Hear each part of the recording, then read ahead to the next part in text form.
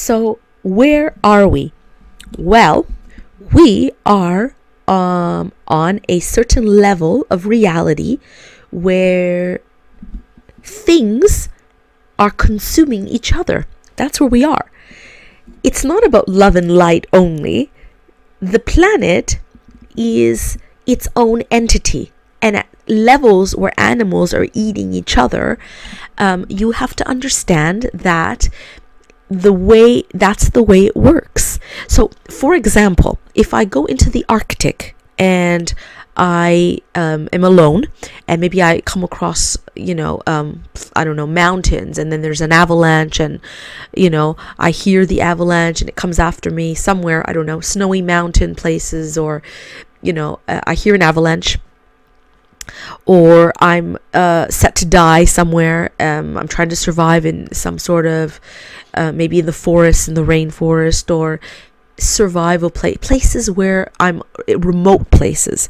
Those places are alive with inorganics, with spirits, with things that can kill, and will set to kill, and place things that destroy you and then consume you.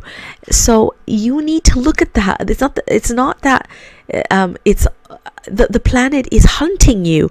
It's looking for, it's just the nature of it. It consumes like animals consume each other. That's its nature.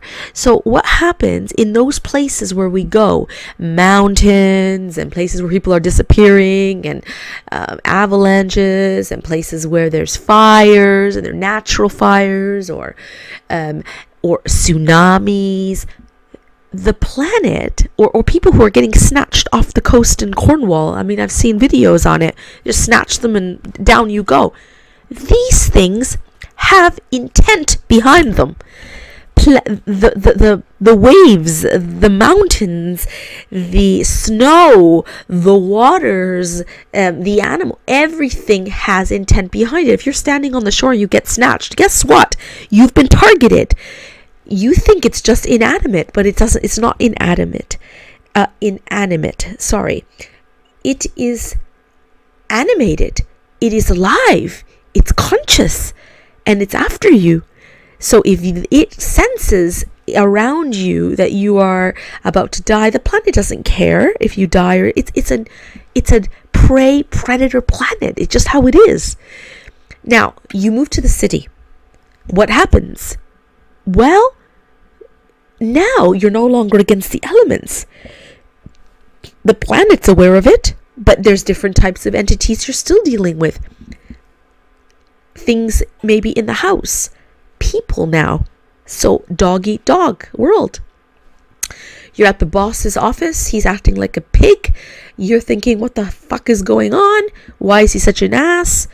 Now you need to start to think to yourself, well, I can't fight with him. So now I've put myself on a stage where I have to find a way around it. This actually improves your awareness. This is why we approve of petty tyrants. You are now on stage with him. How are you going to deal with this? The best thing is never to sit there and have a fight yet. You need to assess the situation. You need to look at it as a warrior, as a hunter. He isn't aware, but you're aware. And it's not even you and him. It's you and power at play, the universe at play. So on the level, we've moved from the energy of the planet to now a different platform.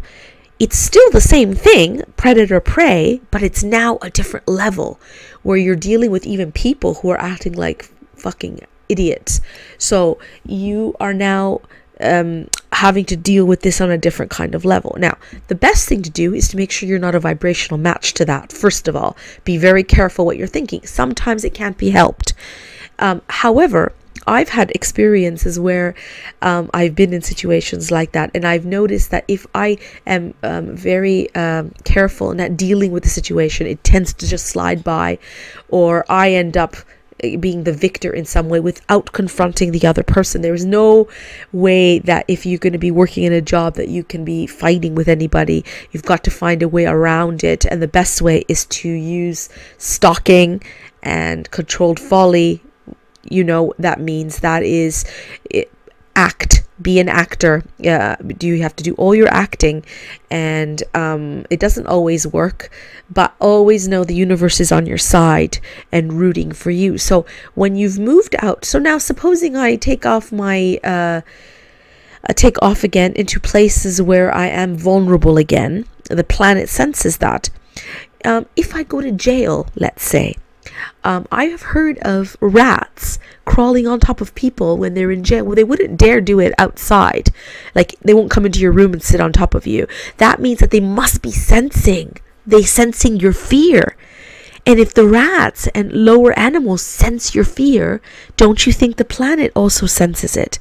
So everything is alive, and we are living in a predator-prey environment. If it's not physically predator and prey, it is for sure energetic predator and prey. You are being fed on. This is why your emotions cannot be into everything. So you sit there, you see something, you get, oh, I'm emotional about. No way. Control your emotions. If you're emotional, it's a big problem. Detach from things that are not important. You really need to step back and examine your emotions if you're too emotional. This from a woman who grew up, I was a very emotional child.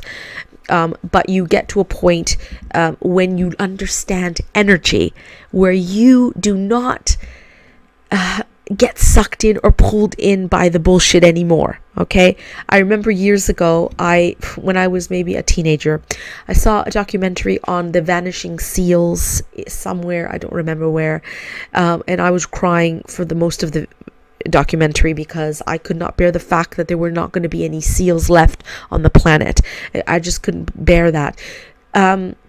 Looking back on it now, it's very stupid of me to be crying over it, because obviously energy never dies. So why in the world would I ever be thinking, oh, poor seals? It's a shame. I'm not saying that, but they will appear in another reality as something different, possibly. Energy never dies. You can't destroy it. It just transforms or manifests differently. Knowing that gives me a great sigh of relief. You really understand that death is really is just illusory, but it doesn't mean that we want to all die tomorrow. We want to make sure that we live for the experience of being here in this amazing time-space reality, loving it here, putting our hands into the clay, and also really finding platforms, noting platforms where you are in battle with power, because the universe and the planet is indifferent. You can learn from it, definitely, because it sets up scenarios for you where you are now confronted with power. How do you deal with it? Well, the ways to deal with it are you being aware that you're in it in the first place. So being very, very cautious not to get into fights or things like that, or engage your emotions stupidly with dumbasses, because that's the last thing that you need. Let me just check one more thing. Right, just checking to make sure I've covered all my points. In order for you to survive, you are going to need to be very careful what you see in the news and in the media, so you're not getting affected by it, and understand that you can control yourself. Now, if you have a grip on your personal power, you're in to go, you're ready to go. But if you're just giving everything away, you're not understanding, you're taking things personally, and you're getting offended, hang up your hat and forget it. But until then, you should know this is a predator-prey planet. You feed on things, things feed on you. The question is, what are you allowing to feed on you? And I'm going to touch more on this when I look at things like torture in other places around the world. Torture. Like, who thinks that's normal? But they do. People think it's normal. And to me, I'm astonished. But we're going to touch on it, and how torture and pedophilia, things like that, are just ways to feed energetically on people.